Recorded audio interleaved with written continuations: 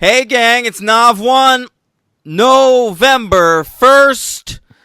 The next checkpoint on your road back to summer is Thanksgiving, and we are finally closing out our Halloween coverage the day after Halloween with a movie that does not deserve to be watched in the month of October, the remake of A Nightmare Upon Elm Street.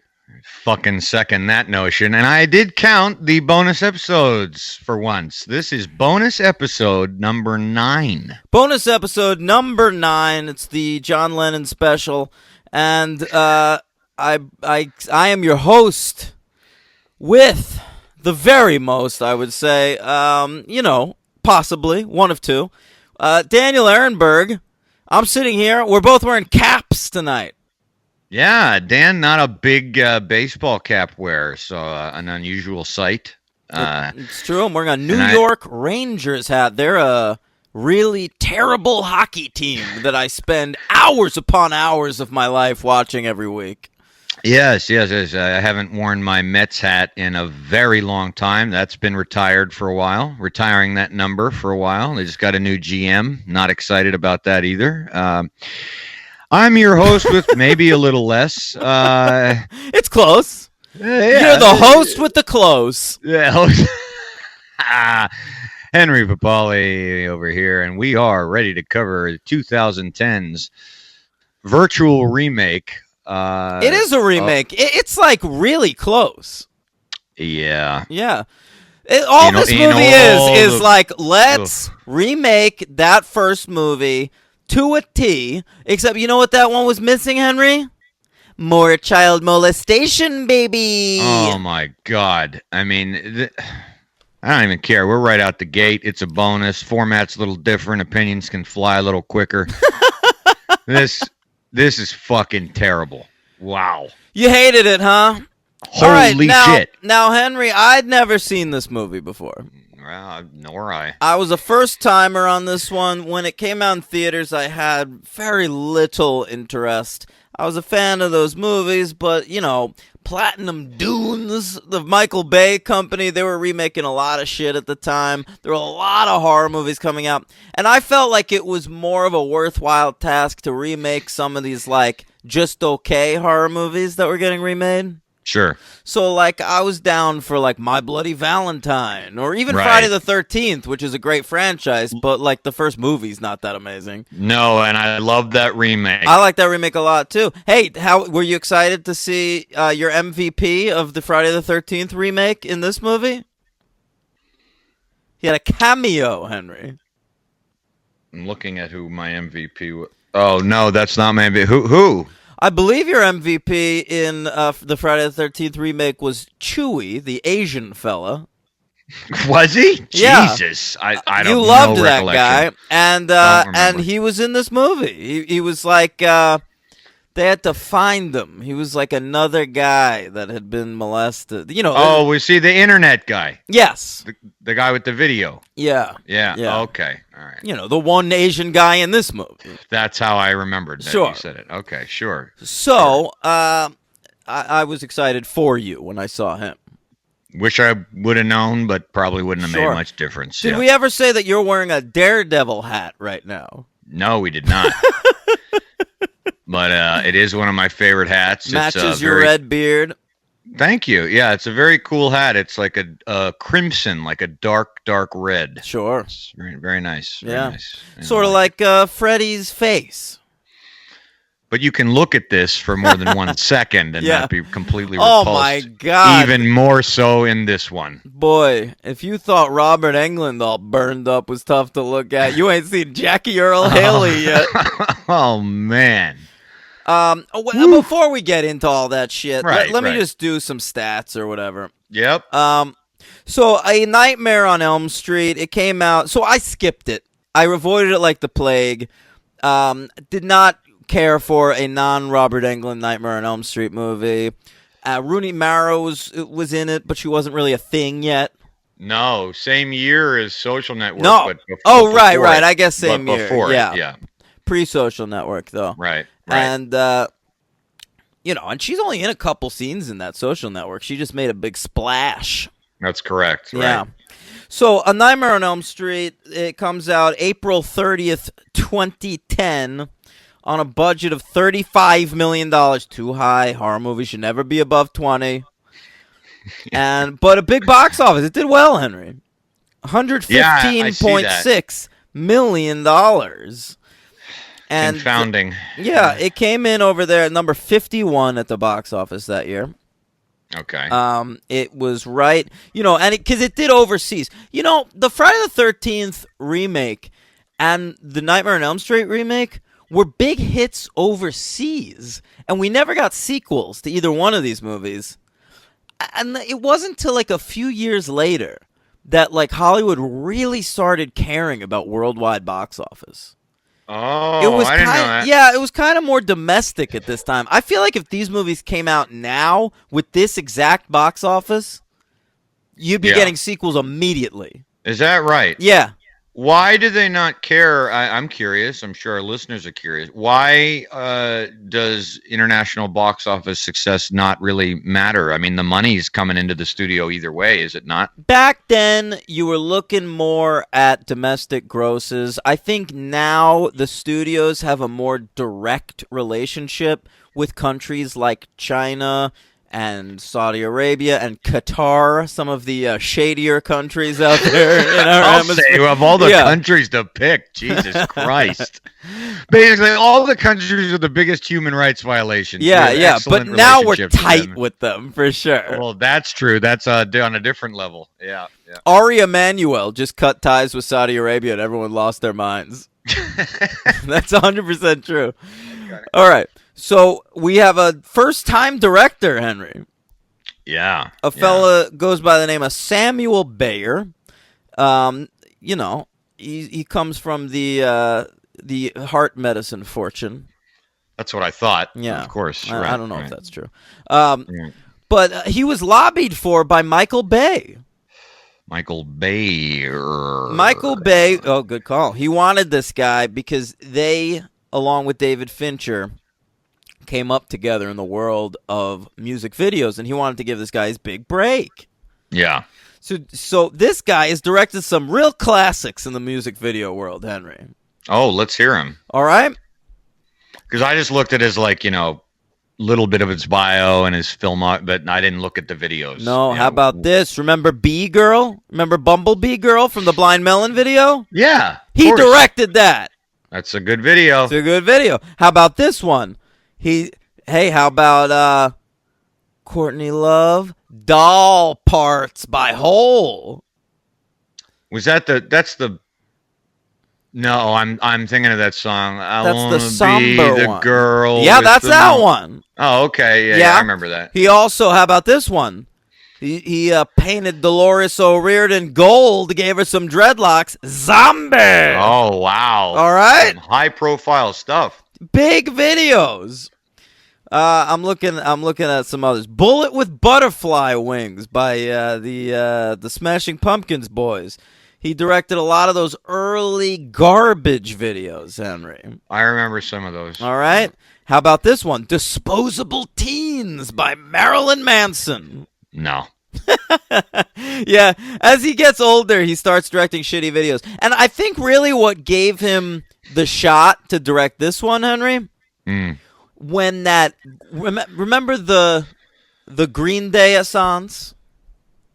Well, I remember I was there for their initial No, songs, of course, but that was the Green Day breakout. But then you're talking about that stupid fucking song I hate. But for a while there, no one gave a shit about Green Day. They were dead in the water. And then Henry, the month I started college, they released American Idiot, their rock opera. Right. All right. Right. I went. Oh, I thought you were going to go earlier. I think I said the song "The Time of Your Life." No. This is the real Green Day Essence. So, I went out. It was, I want to say like September 21st. Fact check me on that, gang, because if I just remembered the release date of American Idiot, I'm going to go kill myself. Wow, that's amazing. So, maybe you check it for me. But, I went out the day it came out. I was in college. I hadn't made any friends yet. went to the 42nd Street Virgin Megastore. Wow. All right? Purchased that album, listened to it on my Discman in the student lounge. Dan, I got news for you, buddy. What?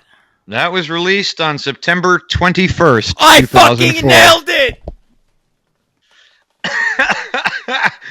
I don't think I could do that for any. Could you believe album ever. that?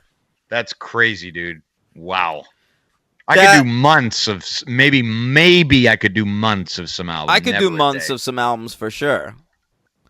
Henry the Fourth. I want to say, Henry, fact check this for me. Let's see if I remember this one. Sure, no problem. The fourth Stone Temple Pilots album, Henry, number 4. I saw that on that tour. Did that come out on October 26th, 1999?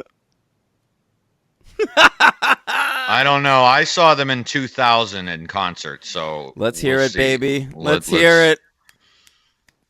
That'll take a little bit more. All right. Because you know that number 4 doesn't true. exactly. That one's a little tough. I'll find it. Okay. That was one of the best concerts I ever went to. Well, R.I.P. to the Wyland. So this dude directed all the Green Day videos from that American Idiot tour. I'm sorry, what day did you say? October 26th, 1999. Correctamundo. I fucking rule!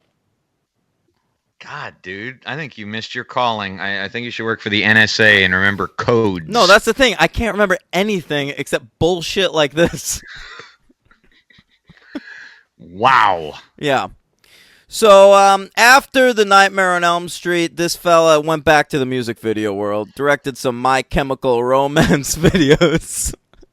Okay. Some Maroon 5 videos. Ooh. Okay, right. so that's what he's up to.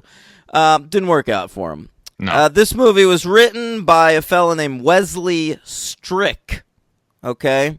Yeah. And he's a classic writer. You familiar with this guy?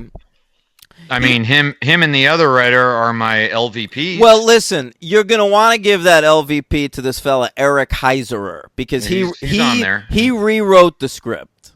Okay. I don't know if this guy's original script was that good, but check out these credits. He wrote a lot of adult dramas in the 90s. Wesley Strick. He wrote Arachnophobia, Henry.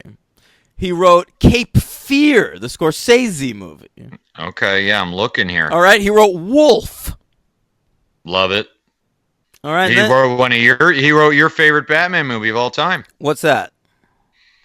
Batman Returns. He wrote that? I don't see that credit.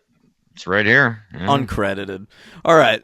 I don't see that here. I don't know. He wrote The Glass House. How about that, Lily Sobieski classic? I remember that. I love that movie. He wrote Doom with The Rock. All right, yeah. And now he writes. I think he's the showrunner on The Man in the High Castle now. And he wrote the 2014 movie The Loft, which I turned off after about 20 all right. minutes. Well, no one's perfect. And so he was rewritten by this fella, Eric Heiserer. I have no idea how he got this gig. All right? He's a younger fella, but not that young. I mean, it's no excuse. Listen, his claim to fame now, he's one of the credited writers on Arrival. Yeah. But we don't know how much everybody wrote on that thing. He wrote the very boring parts, as that is my least favorite film by that great director. It's a good movie. Upcoming, Henry, he wrote The Bird Box. That's a new Sandra Bullock movie that Netflix is putting out. You'll be watching that. Yeah, I already have it on my queue. Sure. So those are our new Wes Cravens. Wes Craven, of course, very anti this movie. Yeah, I read that. Was not into it. Robert Englund gave it the support because Robert Englund's just happy for anybody.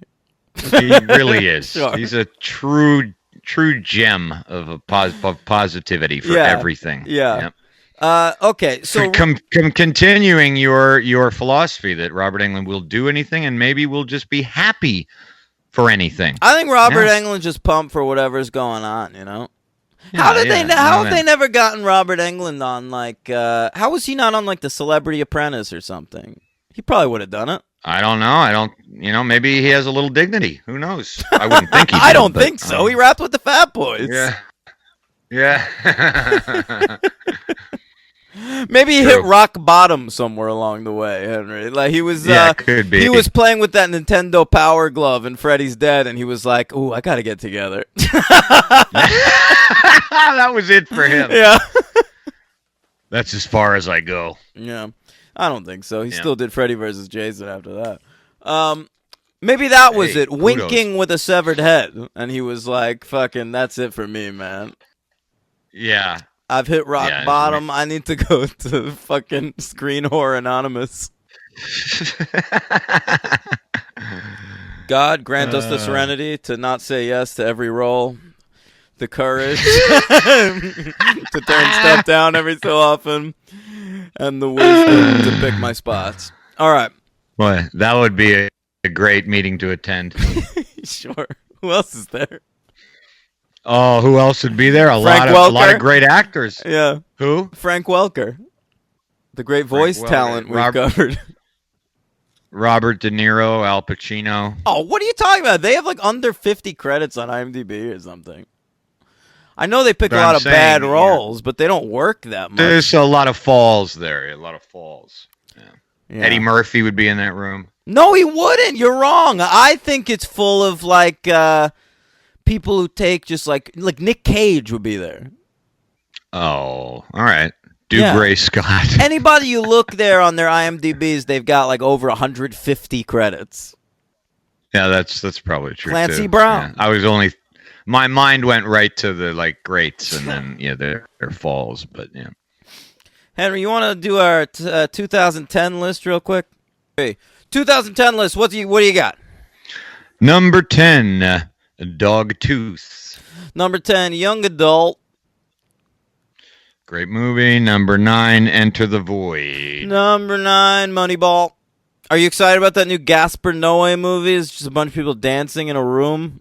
I didn't hear about it, but that doesn't sound very good. I have a small threshold for him. It takes a lot of patience and endurance to watch his films. But whoa, Moneyball's 2011 there, buddy. What? No, it's not. 100%.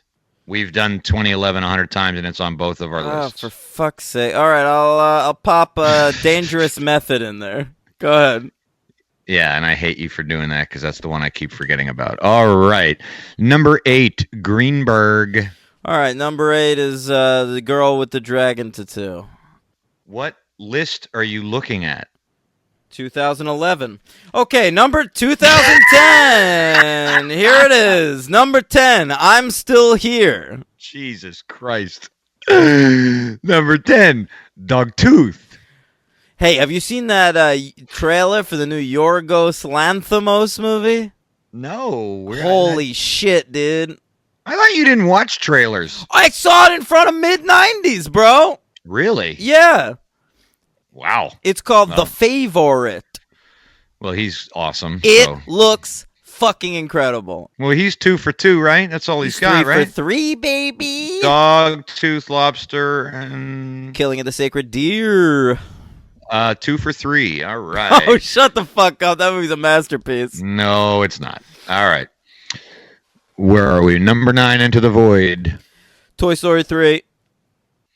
Number 8, Greenberg. Number 8, Scott Pilgrim versus the World. Number 7, The Ghostwriter. Number 7, 127 Hours. Number 6, Exit Through the Gift Shop. Same.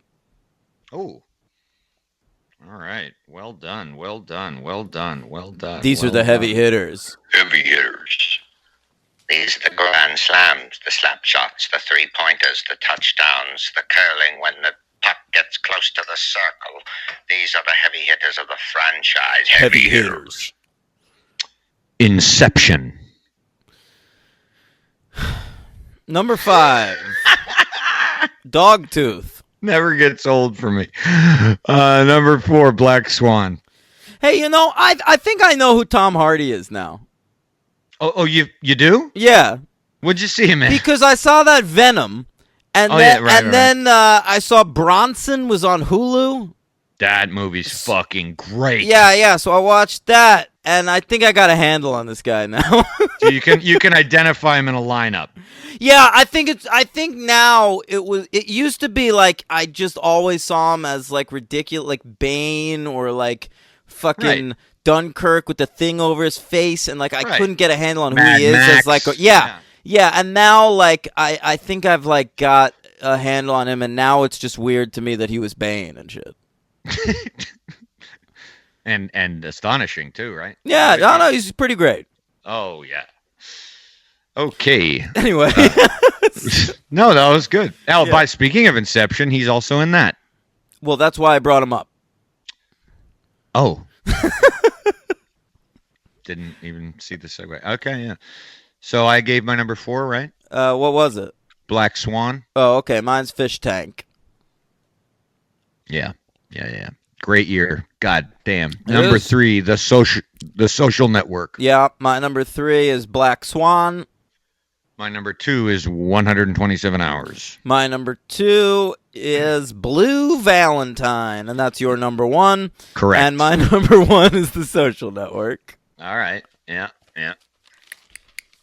Starring our new Nancy, Rooney Mara. That's right. Yeah. That's right. All right, so let's talk about it. They remade Nightmare on Elm Street. This is kind of fun, actually. I mean, because we just watched the original. That's right. Yeah, so... That's true. That's true. Yeah. Did this make you appreciate the original more? Yes. Okay, I like that. Yeah. I believe me, that was good. Oddly enough, though, I will tell you this. You know what it made me appreciate more? It made me appreciate more the Friday the 13th remake and this brand new Halloween movie. Very interesting, Henry. And I did prefer, and I never thought I would utter these words, and they'll never be uttered again. I would rather watch the Rob Zombie Halloween movies than ever see this piece of shit again. Henry, I'm going to submit that this Nightmare on Elm Street's a better movie than the first Rob Zombie Halloween movie. Okay. All right? They're all, the two Halloween Rob listen, Zombies it's are 6 all of one, to half me. a dozen of the other shit. But I thought this was bad, but it didn't infuriate me the way that movie did. It just grossed me out. Yeah, that's actually well put. That's Yeah. well put. It's probably better looking, better shot, this movie. It is better shot. Here's the thing about this Nightmare on Elm Street movie. Looks like a movie. It does. That's why I couldn't give it to, that's why I couldn't give the LVP to the director, because it looks fine. I was going to wait till the end of this thing, but I think I'm going to just say it now. This is the first time I've ever done this, Henry. My MVP is going to be the cinematographer. Wow. All right, this fella, Jeff Cutter. Now, he's not really a famous DP. He has a couple good credits. He did 10 Cloverfield Lane. Oh, yeah, great looking movie. Sure, and some good TV work and whatever. But to me, what makes this movie at least move and hum along is that it's well shot. It has good production values. I agree. They made the most of the $35 million budget, I think. I know. It totally looks like a real movie. It's just fucking gross. Yeah. I agree with boring. everything you said. I agreed. So all of that follows why my LVPs are the writers. And my MV, that's a great, I'm proud of you for picking a cinematographer. Thank you. Going the Henry route. I like that. It's almost a cinematography award you're giving by default in a weird way, right? Well, I was saying watching it's good, this but, movie. yeah. Here's the thing. I'm watching my this MVP movie is a clear winner, but yeah. for maybe the first half hour, and I'm not hating it. And then I gave it some thought, and I realized, how am I not hating this? I hate everything that's happening in it. Yeah. I realized the reason I didn't hate it, I watch a lot of shit, Henry. Right. By Sure. design. I love shit. Of course, yeah. And this movie is professionally shot. Yeah. All right? Yeah. Right. So you're giving it that. I hear you. Yeah. Having said that, It's well lit. It's things like that. you're literally things like that. Honestly, you can't always ask for from bullshit like this. Right. You're right. Yeah, you're honestly like looking at the film and you're just going, well, boy, that classroom looks. I wonder where they placed the lighting Sure, for that. someone put some thought into these shadows. Yeah. Oh man. Yeah. Holy God. Yeah. See, if that's your MVP, I mean, are we even going to go over this plot or what? Please, let's. Yeah, so it starts out in a diner. So many of my favorites movies start out in diners. This is not Right. one of them. And where you see this guy, Kellen Lutz. And he's one of these actors that's just got nothing going on. He's in all the what's it called movies? The Twilights. Oh, okay. Not in like a big role or anything. I think he's one of like Robert Pattinson's brothers. There you go. All right. I think he's in Generation Kill. That's a good credit, but that's about it. But this dude, he apparently, because when we meet him in the movie, he hasn't slept for 3 days. So listen to what he did, Henry. What did he do? As an actor, he decided he didn't sleep for 3 days, so he come looked on, like it. man. Yeah, it's the authenticity to the performance. All right. Jesus Christ. So this dude is sitting in a diner. He's falling asleep. And when he falls... Kellen Putz, more like it, am I right? Good one. So it's pretty good. Thanks. You can feel good about that. So I he do. He falls asleep. He sees a diner waitress in the distance in his dream. Immediately calls her a bitch, which I enjoyed. Get to pull that word in quick. Well, he did ask her for a refill on his coffee. And she just walked away. Yeah, I mean, he asked her like 4 times, very politely. So, just ignored him. Yeah. I'm a big coffee drinker, so I could kind of relate to that. However, I don't know that I would then call her a bitch, but especially in a dream. Right. So he follows her into the bowels of this diner, and it becomes like the boiler room or whatever, and Freddy's there. But it's not the Freddy you know and love, gang. It's Jackie Earle Haley, and it's at this point I have a theory. Okay. Is Jackie Earle Haley a bad actor? Ooh. Listen, he was a child actor. He's in the Bad News Bears. Then he disappeared in 1992. He doesn't have a single movie credit for 14 years. Right. Then and came out of nowhere back, with Little Children. Came out of nowhere in Little Children. Everyone loved him, including me. I love that movie. I love him in it. He won, or he was nominated for an Oscar. All right. And then there was this brief Jackie Earle Haley-sance. Yeah, and all the King's Men. Sure, Watchmen. He was right, and he was even in a small but key role in one of your favorite movies, Lincoln. He was in that. Yeah, he was well suited to that. He played, I believe, a child molester, vice president of the Confederacy. Okay, which he could pull off. You could see that. I suppose. But yeah, he was all over the place. Names. He was in your favorite movie, Shutter Island. That's right. Just rats in a maze. Yeah, so and he was in this Human Target TV show. I hope you knew that's a superhero TV show. That should be in your count. Oh, 100%. Yeah, it's a DC comic. Wait. Oh, it is. Okay. Yeah. All right. Missed it. Okay, so for a while there, we were putting Jackie Earle Haley and stuff, and this was a big one. He got the starring role in the Nightmare on Elm Street remake, although not really. I mean, but Freddy's the star character, but he's not in it that much. No, but I mean, I'm sure from a career standpoint, he figured this was would be a big deal. Yeah, it is a big deal. Yeah. Because it's also not like the better villains of Michael Myers and Jason, but who remain faceless. So an actor, of course, this might as well have been faceless, but it's a role with seemingly some potential for some characteristics, some personality. Man, you ran out of steam there. So I think trying to find good stuff to say about Freddy Krueger is not easy for me. I just think Jackie Earle Haley, he came back, he was on top, got nominated for an Oscar. He could do anything he wanted with this newfound clout in Hollywood. He became Freddy Krueger.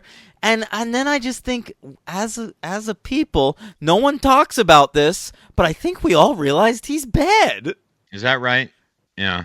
Don't you think so? I don't know, because I feel like we gave him Freddy Krueger and Rorschach. He was terrible in both, and then we were just sort of like, let's stop playing this guy and shit. What's funny is the Rorschach debacle. That movie was so bad on every possible conceivable level that I never was able to particularly. He's bad in that. There's some performances in that movie that I feel like in a good version of that story could have worked.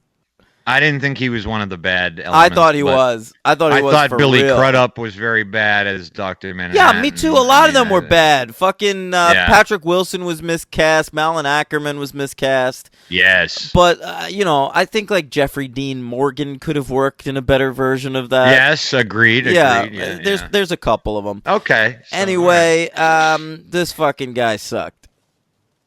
Yeah, Jackie Earle Haley Osment. Not so he's done. Listen, playing a child molester should be this guy's bread and butter. He looks like a child molester. He sounds like a child molester. He acts like a child molester. And he can't even pull it off in this.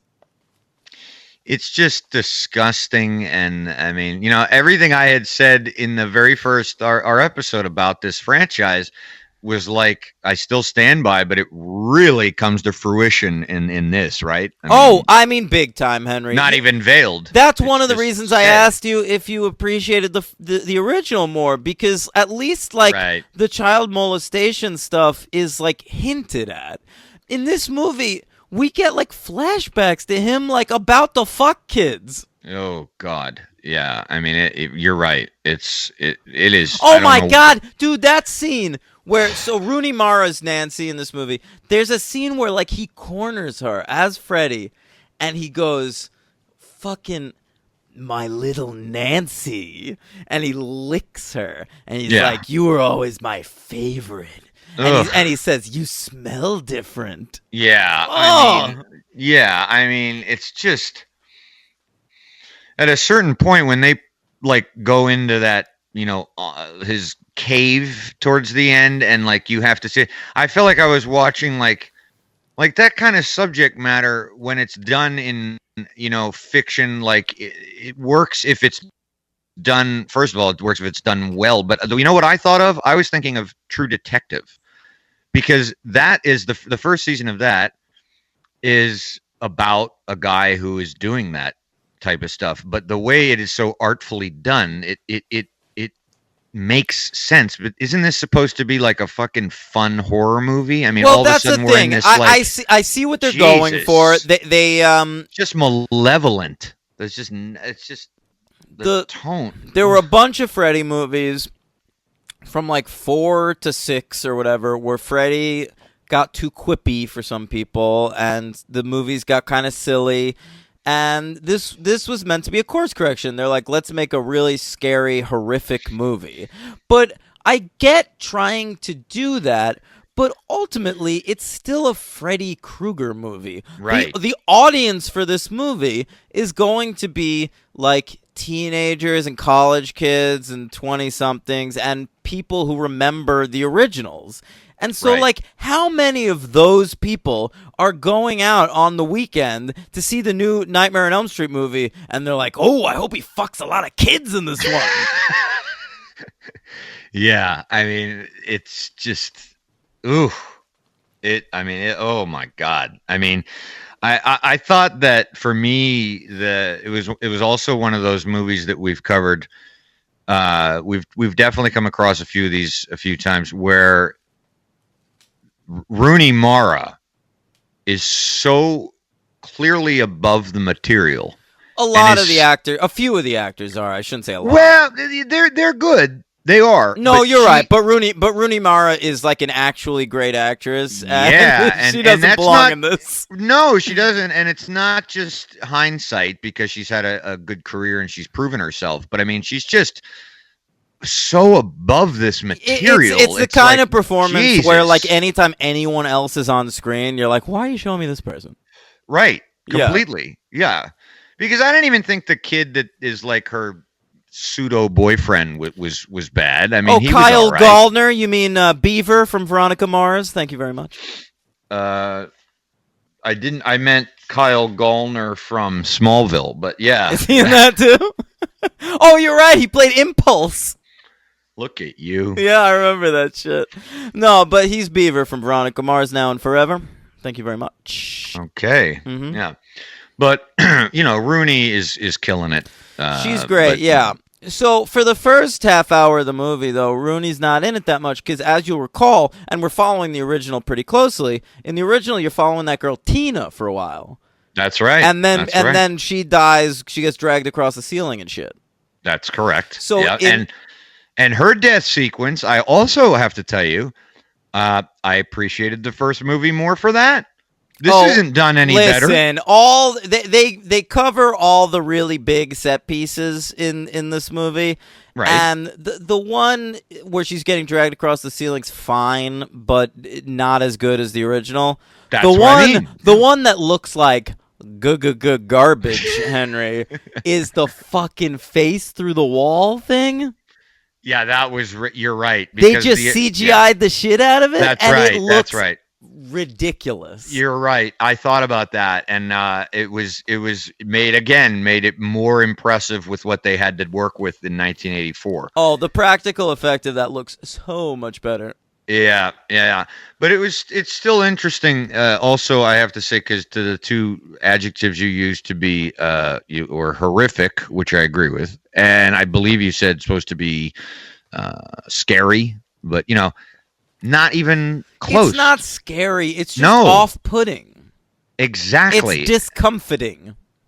Yes. It's just not scary, and I feel like it should be. And I'm not like, we've had this conversation on air, off air. I'm still scared by things. Some movies, they pull it off course. Otherwise I wouldn't like horror movies. The best scary movies, you're shutting your eyes and you're saying, you're wondering what's going to happen next. In this movie, you're just sort of like, can I turn this off? Absolutely. I didn't want to see what was coming next. No. It was just, yeah. I was worried we were going to see Freddy's mangled dick. Yeah. I'm watching something very scary right now. I'm sure you'll predict it. The Haunting of Hill House, I'm sure. I'm so sick of hearing about it. I want to watch it. I understand. Yeah. It's great. Cool. I'm 7 episodes in. It's great. Great. You're only the 43rd person to tell me. I am sure it's not an original opinion. I wanted to see what there was to it, and I actually avoided it for a little bit just because of the remake, and I didn't really care. But then I watched it. I was like, okay, this is I hated that remake, the movie, and I didn't see it. I still got the sense that the premise was good for a little TV miniseries, so I was hoping it would be good. And you'll check it out. You know, I love Carla Gugino. I thought about it when I saw her pop in there. I was like, "Oh, Dan's all over one of my all-time faves." All right, yeah. Hank. So scary show. So the first half hour, we're spending time with Katie Cassidy. She's the girl. Yes. You know her, you love her as Juliet from season 4 of Gossip Girl, and no, everyone knows her from the Arrow. That's her thing.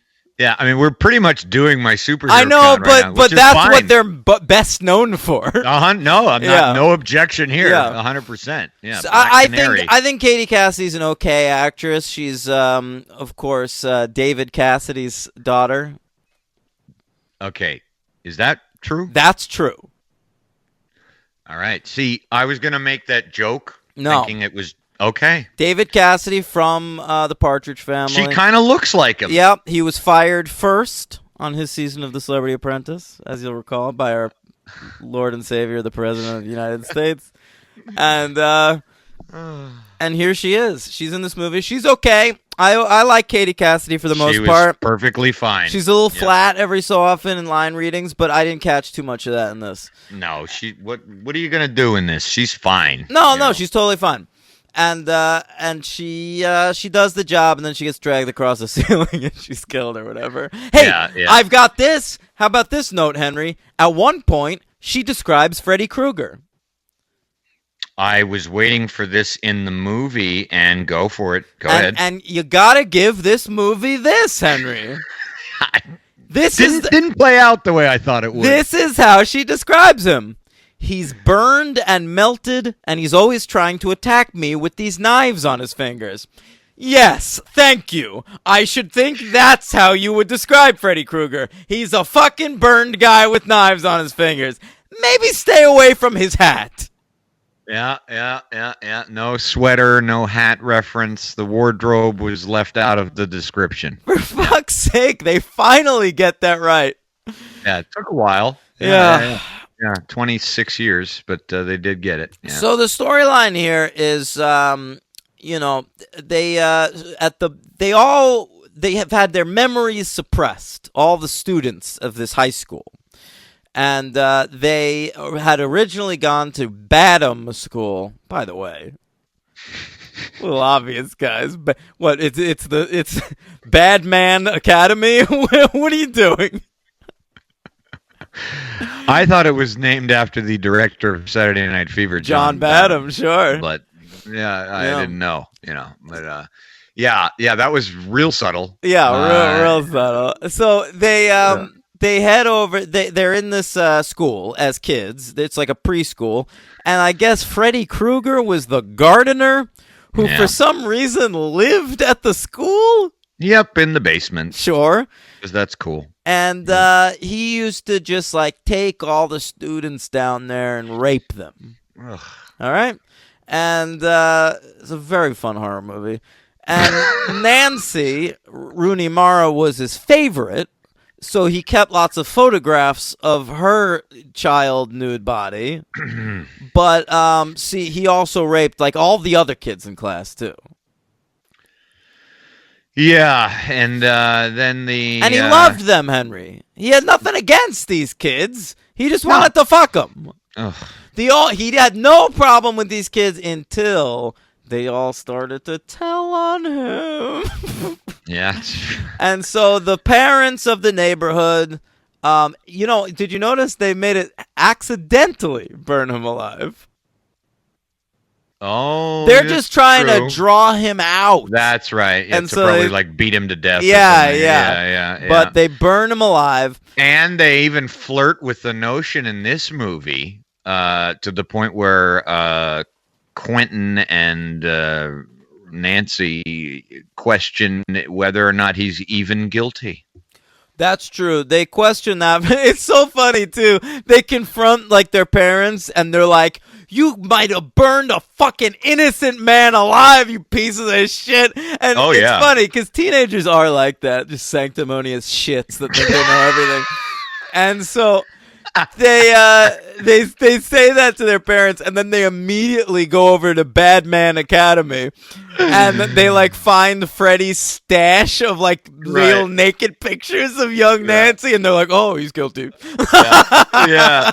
Oh man! By the way, for the record, you just used one of my favorite words, sanctimonious. Love that word. Sure, it's a good one. And so the parents killed this motherfucker, and so now it's not explained how he has dream powers, but he does. No, it is not. And he is just going into people's dreams, and he's all these kids that have had their memories wiped, he's going in and killing them. And they don't know why, because they don't remember Freddy.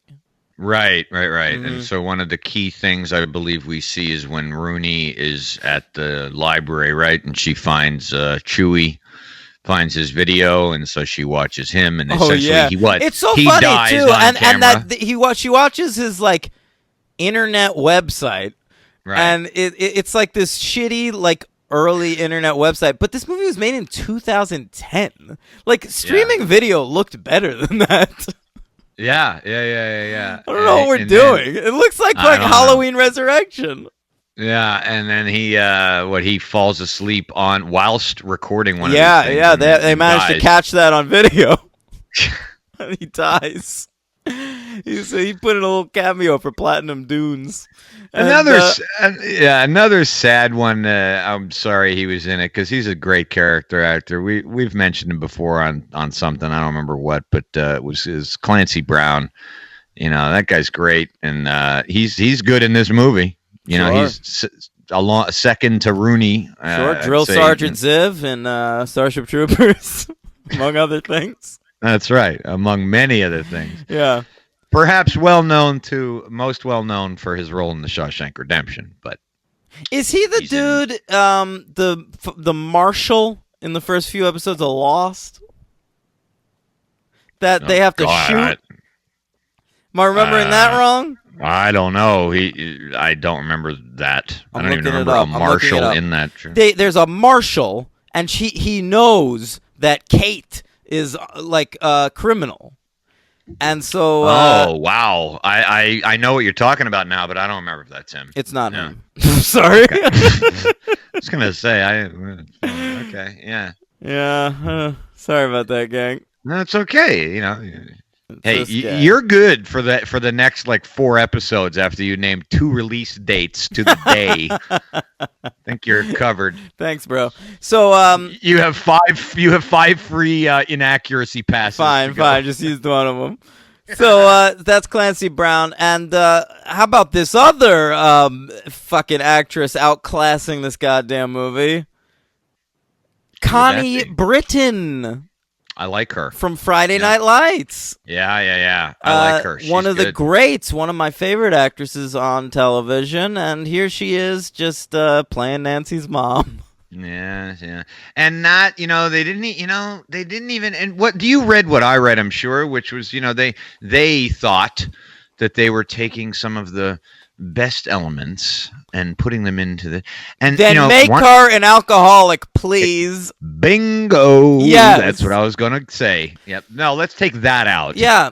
Jesus. Okay, we've got Connie Britton, an actress who can play almost anything. Let's give her nothing to do. Let's give her 0 character traits. She's a complete blank slate of a character. Completely. Yeah. I mean, and we cut out the John Saxon character entirely. That's true. Wow. Yeah. That's right. Yes, I remember that because when I first saw the Clancy Brown character come up, I figured he'd be the John Saxon, but he is not at all. So, yeah. He's not. Yeah. The character who in the original is Rod has kind of a big role in this, though. The dude who's there when she dies, when Tina dies. Yeah, so in this movie, I kind of liked. They did streamline this fairly well, where like after she dies, he just like immediately runs over to Nancy's and is like, "Something's fucked up." Yeah, right. And then he gets carted right away to prison. Yeah, has a cellmate, and he gets axed. Yeah, that was kind of an okay moment. Yeah. So he's played by a fellow named Thomas Dekker, and he was in the first season of Heroes. And he was Hayden Panettiere's best friend, and then he got word that they were going to make the character gay, Henry. Mm-hmm. Okay. And his agent said, "My client does not play gay characters." He pulled him from Heroes. Wow. Managed to get him a role in Terminator. He played the John Connor in Terminator: The Sarah Connor Chronicles. Okay. The show where Lena Headey is Sarah Connor. And that show got axed pretty quickly, and his career kind of died in the water.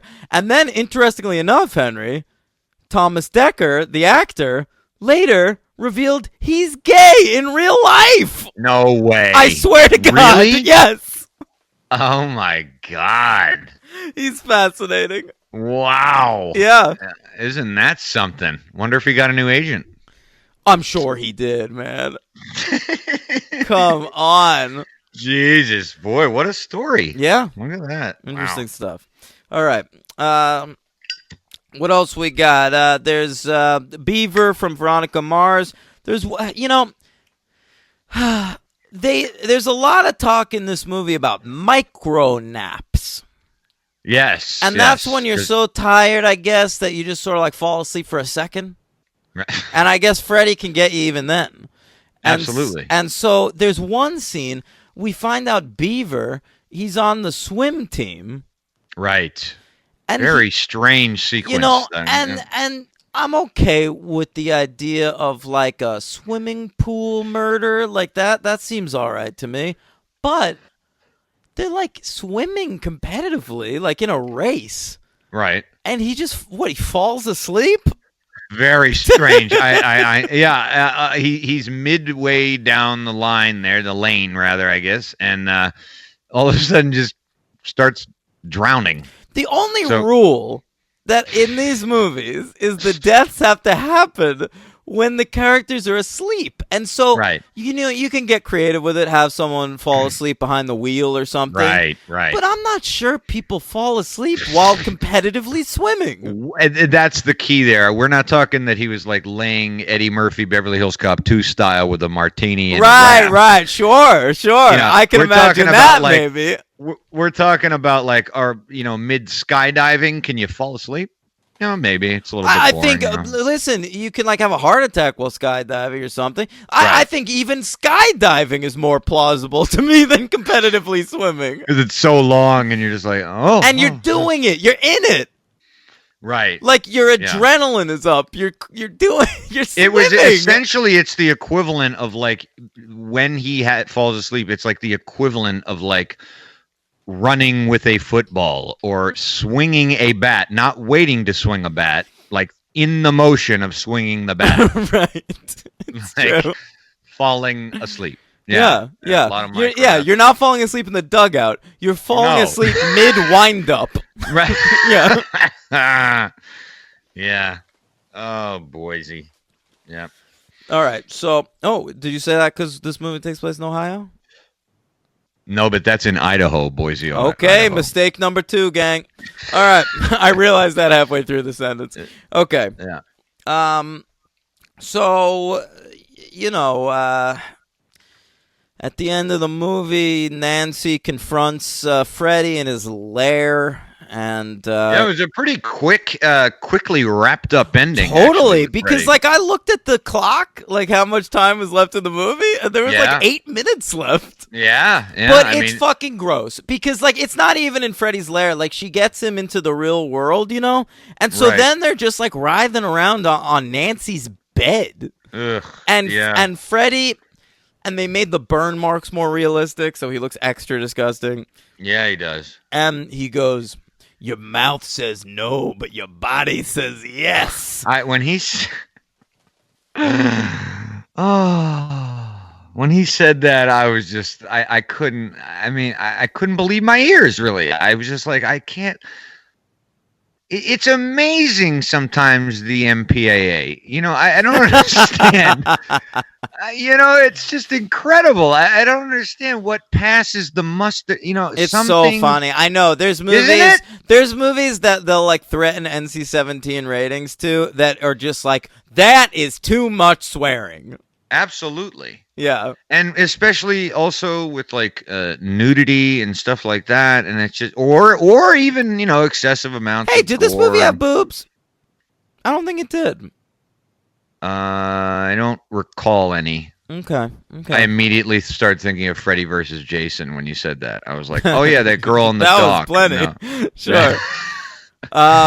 Yeah. So then he gets up right next to her and it's I'm your boyfriend now and then it's one of those like, well, you're in my world now, bitch, kind of things. And they dispatch of him.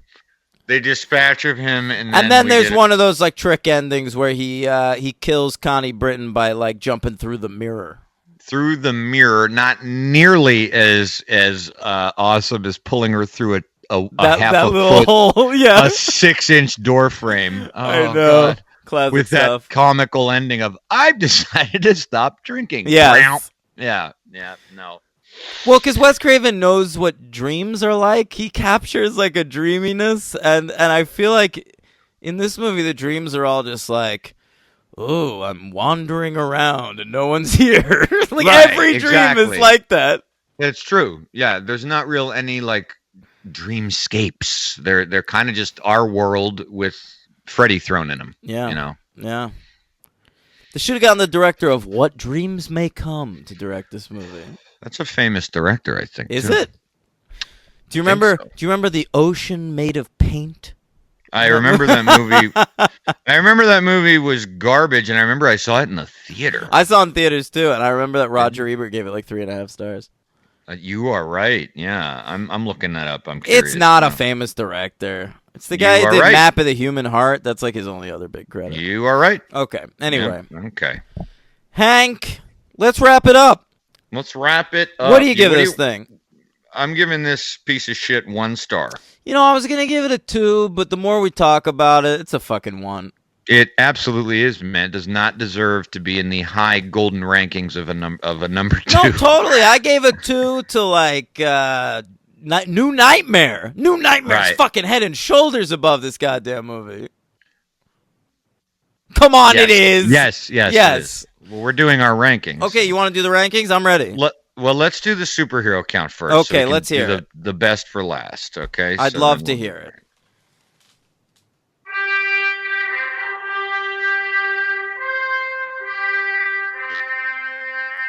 Heather Langenkamp.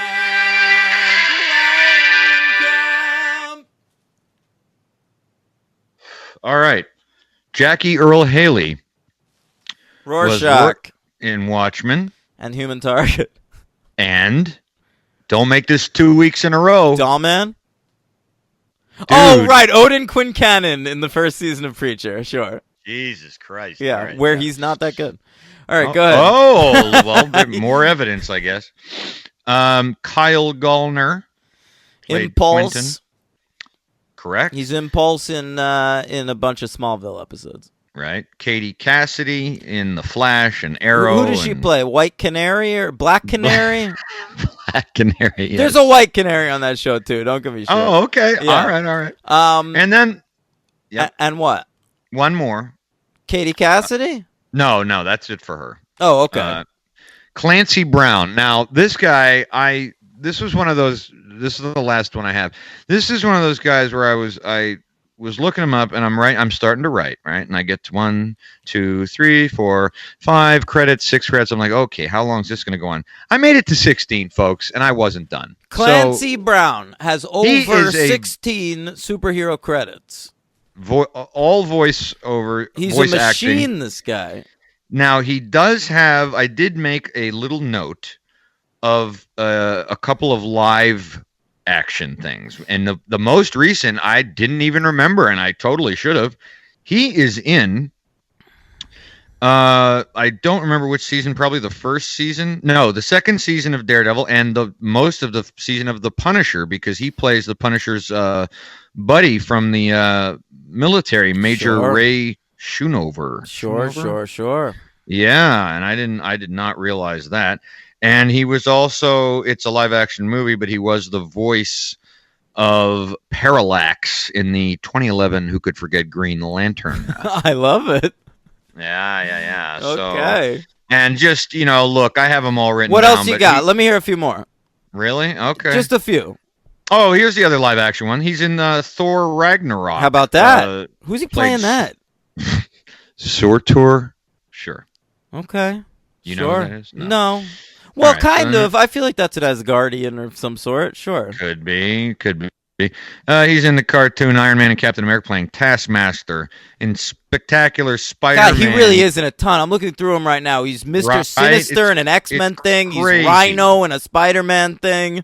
Ox. Yeah. Ox. Odin. He's Mr. Odin. Hey, listen to this.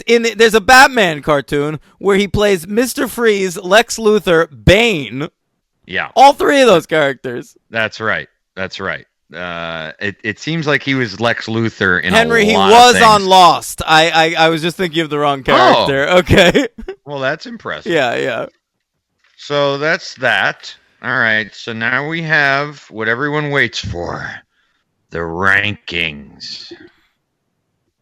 And then we're going to rank in order of 1, 2, 3, the big three Halloween trilogies. Sure. I'm fine with that. Not trilogies, but, just... The trilogy of the big three. He's Lex Luthor, by the way, Clancy Brown, in, like, all those old Superman, like the 90s That's what I Superman. said. Okay, so that's a big deal. Yeah. That's his big one. Yeah. He plays that over and over again. Yeah. Yeah. Okay, so let's rank them from 10 to 1. 9, actually.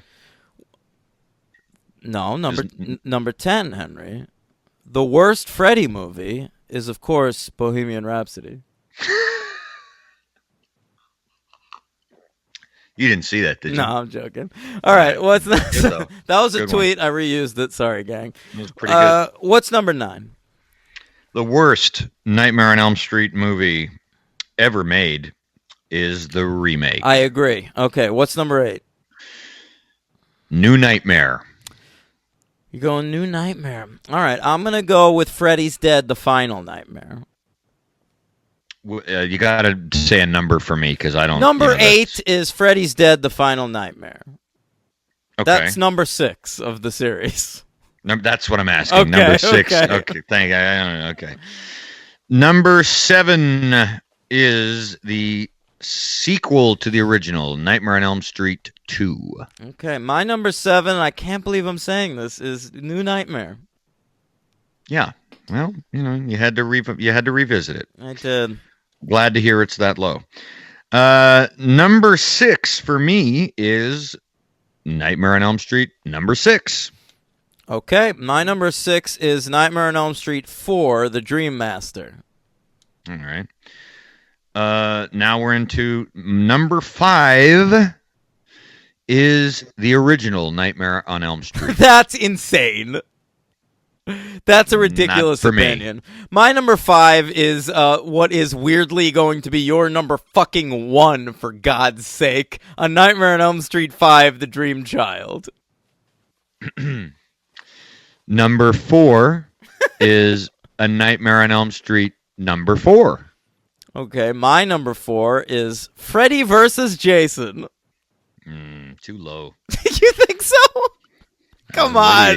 Wait a year. It's got gay slurs. This I had to rethink this one. I rewrote it after I had done it. Number 3 is Nightmare on Elm Street 5. Interesting. The Dream Child. Yeah. Okay. A little flipperoo here. Yeah. All right, my number 3, Henry. A Nightmare on Elm Street 2, Freddy's Revenge. Wow. Leather bar, All baby. right. All right. The number 2 greatest / worst Nightmare on Elm Street movie is, and this was tough, Freddy versus Jason. Okay. Listen. Number 1. What's that? It was almost going to be my number 1, but it's definitely number 2. Okay. To me, the top 2 are indisputable. My number 2 is Nightmare on Elm Street 3, Dream Warriors. Dream Warriors! Dream Warriors! Yeah. No one survives! Dream Warriors! Dream Warriors! Yeah, okay, go ahead. Okay. The number 1 Nightmare on Elm Street Into movie the for me. night! You will go! The number 1 Nightmare on Elm Street movie is A Nightmare on Elm Street 3, Dream Warriors. All right, I love it.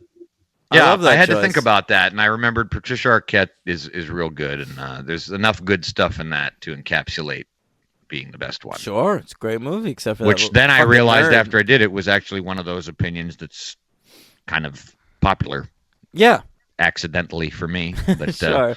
No, the best Nightmare on Elm Street is the original Wes Craven movie. All right. I knew you would say that, obviously. Sure. I mean, obviously. So, what else you got? Is that it for this week? Well, I have the MVP for me was Rooney Mara. By the way. Oh, we didn't do that shit, right? So for the remake, yeah, my MVP is Rooney Mara as well. No, you said it was a cinematographer. Oh, the cinematographer. That's right. I'm going with the cinematographer and LVP. Who's your LVP? Wesley the writers. Strick and Yeah. Eric Heiserer. All right. Jackie Earl. Wow. All right. Okay. Yeah. Why not? Okay. Hey, gang. Oh, wait. Real quick. Uh, In order, from worst to best of the biggies. Okay. So this is as a complete franchise. Right. Not individual movies. As a complete franchise. Nightmare on Elm Street, Friday the 13th, and Halloween. Those Henry, three. I got news for you. I was Friday the 13th is my favorite. Sorry. Me too. Okay. And I was gonna go Nightmare and then Halloween because I hate so many of those Halloween sequels. And now, after watching this Nightmare remake for the first time, and now having another really top-notch Halloween movie out there Good with point. the new David Gordon Green, I think I'm gonna go Halloween then Nightmare. Then we have the same order exactly. Okay, I think that's the answer. It is the answer. Yeah. So if y'all are looking for the greatest single movie, obviously The best you go movie with of any of Halloween. these is the original Halloween. Yes, and But if you all just want a big long ass franchise to watch, it's a horror great classic pick. Go with Friday the 13th, man. you really can't go that wrong with like any of. Well, don't watch Jason Goes to Hell, but like all the other ones are pretty fucking fun. They really are. I mean, even the worst ones are Even a like good Jason time. X is a good time. Oh God, yes. Yeah. Yes. I mean, I think early going 3D is, you hit some nadirs. He's but, got some moments, there's- man. 100%. Yeah. 100%.